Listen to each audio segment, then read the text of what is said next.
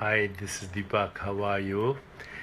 So today is, I believe, Tuesday, right? And in any case, I'm in my office right now. I'm sitting on my office chair, grounded, and I might show you a little bit of the office at the end. But I'm also attending the conference here on the science of consciousness offered by the University of Arizona and Stuart Hameroff. It's an amazing conference. I did a 4-hour workshop yesterday on the neuroscience of enlightenment.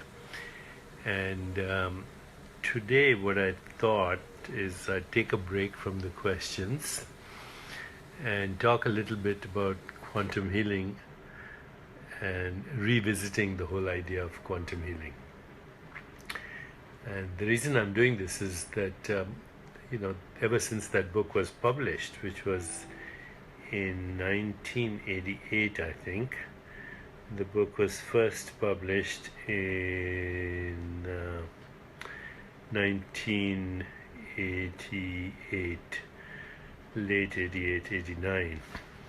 And the book was actually vilified a lot by my professional colleagues and also by skeptics, including my friend Michael Shermer of Skeptic Magazine. It was ridiculed by Richard Dawkins, and it became the subject of both ridicule and condemnation and a lot of controversy, because I was told that I had, in a sense, hijacked the word quantum to apply it to my own ideas. The book did get a good review in the New England Journal of Medicine, but it was forgotten by the medical profession afterwards. And in any case, lay people were very intrigued by the title of the book, Quantum Healing, and it became a national bestseller. Over the years, it sold over 1 million copies, and it was published last year. And the foreword was written by Rudy Tanzi, my colleague and co-author of Superbrain and Super Genes, and a new book that we're doing called The Healing Self. And he's the Joseph P. and Rose F. Kennedy Professor of Neurology at Harvard Medical School. And so, if you've seen some of my interactions with people like Dawkins and others, and if you go on the internet, by and large, there's still a lot of controversy about this expression of mine that I coined, quantum healing. And so 1988, today we are in 2017. So that's a lot of time, right? How many years have passed by?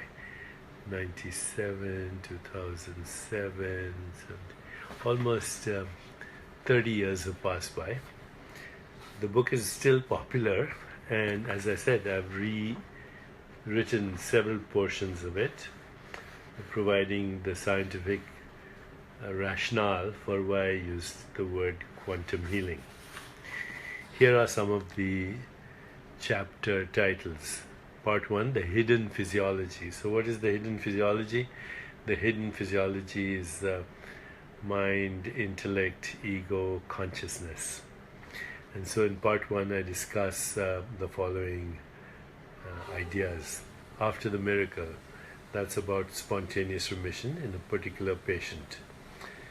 The body has a mind of its own, and that's about the fact that every cell in our body is intelligently in harmony with every other cell, but it responds to our feelings, emotions, and thoughts. Chapter 3, the sculpture or the river. Your body is not a sculpture, a frozen sculpture in space-time. It's like a river flowing. As the Greek philosopher Heraclitus said, no man steps into the same river twice, because it's a new man and it's a new river. Chapter 4 is called Messengers from Inner Space. It's about how our innermost thoughts and feelings convert into molecules of emotion. So when you're scared, the molecules are adrenaline and cortisol. When you're in joy, experiencing joy, love, compassion, the molecules are norepinephrine and dopamine and opiates and oxytocin, and a new molecule of happiness that's called anandamide. Chapter 6 is called the quantum mechanical human body. That's the word that irritated everyone, so I'll have to come back and explain it. Chapter 7 is called Nowhere and Everywhere. So, a wave function of possibilities is nowhere in particular, but everywhere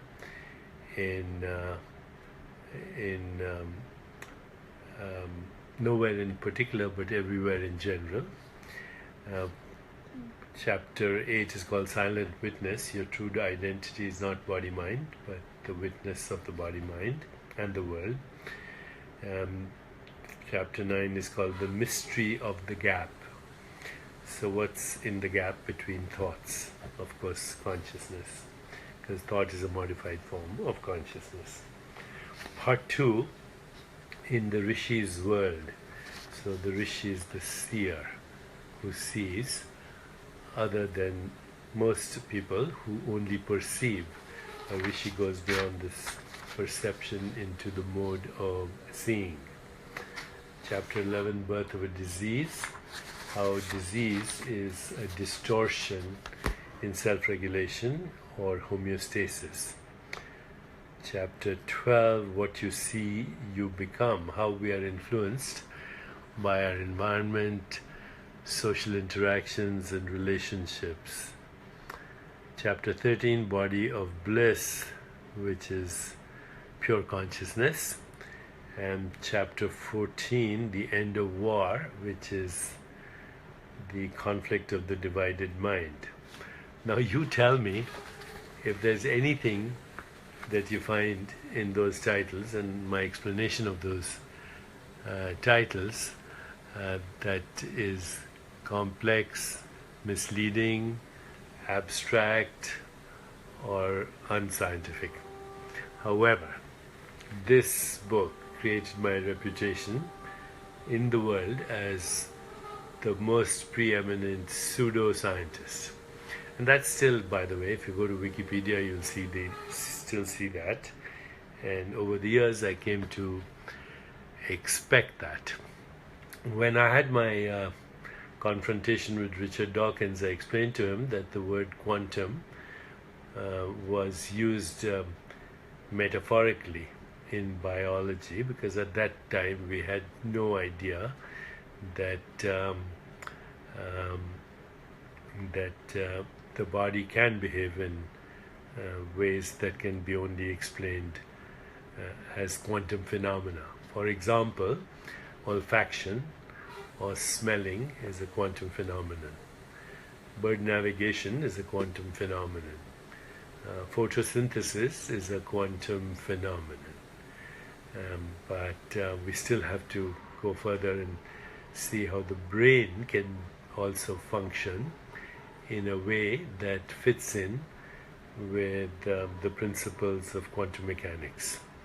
But just take the word quantum right now, and let me try and explain it to you as it was meant in this book. So quantum in physics is defined as the smallest indivisible unit in which waves of energy are either emitted or absorbed. Nobody will question that. That's what a quantum is, the smallest unit of energy. The smallest unit of energy in which waves of energy are emitted or absorbed. So quantum of light, for example, is a photon. A quantum of electricity is an electron. A quantum of gravity is a hypothetical graviton that nobody has discovered. So when I use the word quantum, the quantum of consciousness was the measurement of a thought as a molecule, which now we say those thoughts are qualia. Okay, but they have physical counterparts called neuropeptides that are molecules, and those molecules are ultimately made up of atoms and quantum particles. So I was not misleading anyone when I used the word quantum there. And then, of course, if you say, what is a quantum shift? What is a quantum jump? Which is an expression used in quantum physics. So when a particle moves from one location to another location, when an electron moves from one orbit to another orbit, that's called a quantum jump, because it goes from here to here without moving through the space in between. That's called a quantum jump. Today people also call it tunneling, and quantum shifts are known at the level of photons, okay, and subatomic particles. Metaphorically, of course, if you watch the series Star Trek, when the captain says, "Beam me up, Scotty," Scotty presses a button, and then he's on planet Earth, and suddenly he's in another galaxy, on another planet, or around a planet, on a spaceship, without having to go from here to there. So in Starship, "Beam me up, Scotty," "Beam me up, Scotty" is a metaphorical quantum shift. If you are thinking of New York, your office in New York, and then you think of your parents' home in Los Angeles, you have an image of your office in New York, and then you have an image of your office in or your parents' home in Los Angeles. You shift from one image to another image, and that's a quantum shift, metaphorically speaking, because when you're thinking of your home in New York, or your office in New York, and then your parents' home in Los Angeles, that's a shift from that image to that image without going through Arizona or Phoenix or Indiana or whatever. So all imagination is actually quantum in character. I can be thinking of the stock market in one moment, and then the very next moment I can be thinking of my mother, long deceased. That's a quantum shift in consciousness. So now, how does that apply to disease? Okay, remember all the time that I'm speaking metaphorically here. A shift from one state in biology to a shift into another state in biology without going through the transition from this state of biology to this state of biology. Okay, so this is what happened that gave me this insight. As a practicing physician, I one day mistakenly told a patient that he had a severe illness, possibly even cancer, and then I realized that actually that was the chart of another patient. But when I gave him this information, I could see immediately the change in his expression and I could guess the change in his biology. Suddenly blood pressure went up, heart rate speeded up, platelets got sticky with high levels of adrenaline, and there was suddenly a state of biology which we call the stress response. Okay, all the aspects of stress, inflammation in the body. And then as soon as I realized I'd made a mistake, I actually picked up his chart and I said, I'm so terribly sorry. Actually, that was somebody else. And you're actually perfectly healthy. Everything is fine. All the tests came back fine. So I suddenly saw him shift again. His body relaxed, his facial expression changed, his eyes sparkled, he had a smile. If I had tested micro expressions in his face, there was increased blood flow, and I could see joy, and I could guess that he was now, instead of secreting adrenaline and cortisol, he was probably secreting dopamine and oxytocin and opiates and serotonin. And if he now fell in love, he would suddenly shift into yet a more euphoric state, which would change his biology with anandamide and norepinephrine. So I had this realization that a sudden shift in consciousness, or the state of consciousness, emotional and spiritual, can cause a sudden shift in biology. And that sudden shift from one state to another state was therefore quantum in character, metaphorically speaking. And that was the genesis of quantum healing. Now in the last 30 years, of course, there's a lot of research that shows that our mind and body are one. They're a single unit, and whatever happens in the mind has biological effects, and whatever happens in the body has effects in the mind, because they're inseparably one. In fact, I don't even use the word body and mind, I say body-mind, just as we say space-time, or we say mass energy, or we say wave particle. So it took 30 years to get there, and then for a very respected colleague, professor at Harvard, to write the foreword to this book. And I feel in a sense that what I was saying 30 years ago has now been validated through science. So the book is rewritten, and the book has extra pages, because after every chapter now I have more information. So the first chapter, the body has a mind of its own. The second chapter, I have things like 10 keys to self-care, and every chapter has similarly additional material based on the progress we've made through understanding this deep connection, or we would say deep inseparability, between body and mind as complementarities of consciousness.